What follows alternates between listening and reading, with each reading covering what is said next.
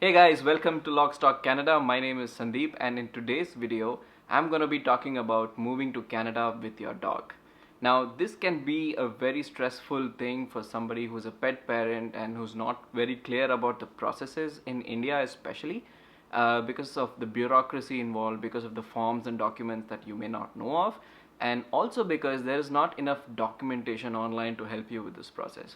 So, in this particular video, I'm going to take you through our own experience of moving with our 2-year-old Doberman at the time, and we will tell you all the tips and tricks, the cost, the processes that you need to take care of before you think about moving to Canada with your possum friend. So stay tuned, let's get started.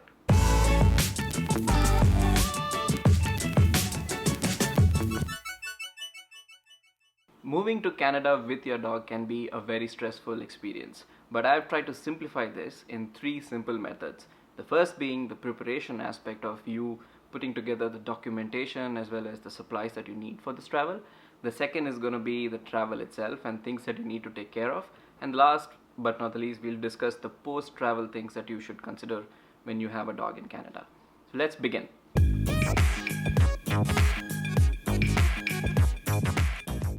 Let's talk about preparation first. So the most basic thing that you first need to check is whether or not the dog breed that you have is allowed in Canada or not. So there are certain provinces with restrictions like pit bulls and rottweilers, so you may want to check on that. The second thing to know is flight options. So you may be considering to travel on Emirates or Lufthansa or Air Canada or any other airline, and you may want to go to their own specific FAQ section and see if they have restrictions on certain kind of dog breeds.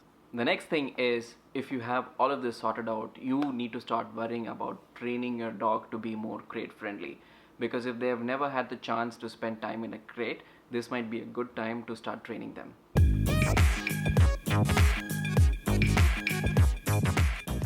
Now let's talk about documentation. Now you need simply 3 main documents for this entire journey for your dog. Let's start with the most basic one. Number 1 is a microchipping certificate.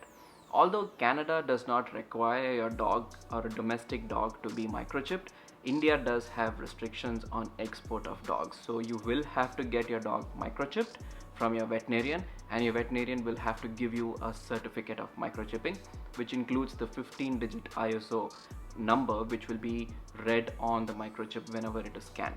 The next document that you need is a health certificate from your veterinarian, which lists out all the medication that your dog is currently having or all the vaccinations that have been given, the details of the dog's breed, gender, and other pertinent details that a health inspector may need. The last and the most important document you need is an animal health certificate. Now, this is provided by the Animal Quarantine and Certification Services from the Government of India. Its offices are available across India, multiple cities. You may have to book an appointment, go there in person with your dog, and ensure that you get this particular certificate from them. Without this, you will not be able to travel with your dog or enter Canada.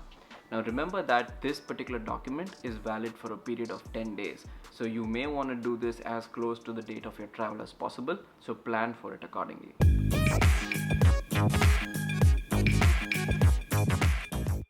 Now let's talk about the transport. There are 2 ways in which you can bring your dog into Canada. It's either through accompanied travel in a flight where you will be present along with your dog, and the second one is an unaccompanied where you want to send your dog without anybody being present to help register the dog or complete the formalities. So your dog will pretty much go as a cargo, and you will be charged very heavily for the volumetric weight of your crate. Let's not talk about that because that's usually what most people do not select. The one that we want to talk about is accompanied travel. Now, accompanied travel means you're present with your dog on the day of flight in the same flight. And if your dog is less than say 8 kgs or 17 pounds, including the weight of the container in which they are in, they can be with you inside the cabin. But if they are heavier than that, they will have to go into the cargo hold of your aircraft. Now you don't have to worry because the cargo hold is temperature controlled as well as humidity controlled, so your pets are taken care of. To book a ticket for yourself and your pet, you have to call the contact center of the airline which you have selected and let them know that you are accompanied by a pet. They will check the availability for those specific dates that you mentioned and let you know if there is availability or not. because each flight can only carry about 2 maximum pets at a time. So be sure to check this ahead of time before you book your ticket. Based on our experience, we think Lufthansa is the best airline to go for because they have dedicated handlers and veterinarians in their pet lounge in Frankfurt, and also because Frankfurt is halfway between India and Canada, so your dog is spending an equal amount of time inside the flight and you're sort of giving them a break. Our experience of moving to Canada with Maya on Lufthansa was really nice. We were pretty sure that she was taken care of in the Frankfurt pet lounge. We also asked the stewardess if she was doing fine, and just before boarding, we were told that she was doing really well. They even changed some of the pads where Maya had had an accident, and they had placed on new pee pads for her to be more comfortable in. And we were very, very happy about that. So, these are some of the things that you want to keep in mind or prepare before you begin your journey. Now let's talk about the things on the day of the travel or a couple of days before you travel. There are some things that you really need to know.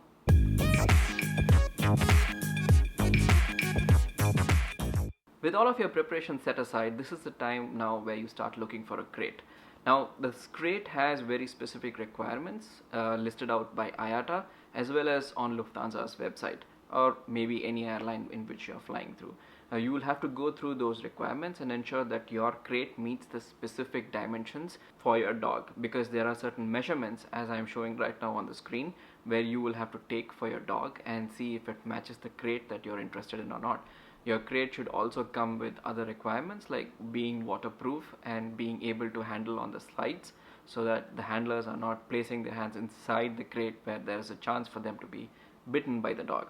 So you may have to comply with some of these requirements. These crates are hard to come by, especially in India, and we had a tough time looking for the right source. At least in Chennai, we tried finding people who were selling these kind of crates, and when we reached out to them, they said based on the size we were looking for, they did not have anything readily in stock, and that they would need at least 10 to 15 days to arrange it.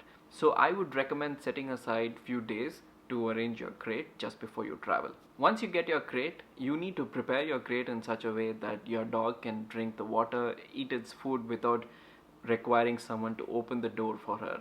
And you will also need to stick some documents on top of the crate as well as on the sides, so there's always something which can identify your dog. I've left that in the description for you to follow, as well as a link to the companion article which will explain in detail what those stickers as well as things are that you need to prepare for your crate.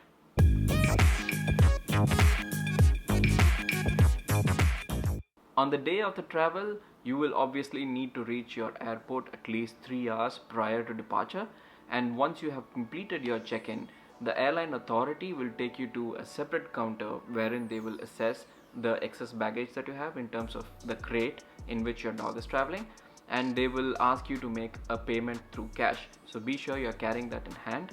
At the same time, someone at the airport will come and scan your crate to ensure that everything is safe and as per requirement. Once done, you will get stickers that you can place on the crate as per the instructions of the airline, and leave your dog inside, say your last goodbyes, act like you're not going away for a very long time, and make way to your security check-in. Rest assured that just before the plane is taking off, your dog will be the last to enter the flight and will be the first to leave the flight whenever it lands. When your dog lands in Frankfurt, the first thing you will be thinking of is getting an update. Now, unfortunately, at Frankfurt Airport, there aren't too many customer service counters where you can make this request. The only place where we found we could do this was before we were boarding our next flight. We had to ask our stewardess to check on our dog. So what she did, she called the local folks there at the pet lounge, asked them for an update, and before we were boarding, she let us know that all was good and safe. That's the only information you get, unfortunately, but rest assured, your dog is gonna be well taken care of. With that in mind, you're now on your second leg of the journey to Canada. Let's look at what happens when you land.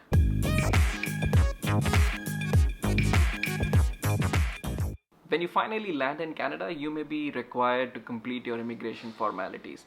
This can take about an hour. You don't have to worry though, because your dog will be comfortably sitting in the excess baggage section inside their crate. When you complete your immigration facilities and make way to the baggage claim section, look at the excess baggage counter. You will find your crate and your dog sitting there happily. Now, if the luggage is too much, consider asking for a porter so that you can then move to the exit.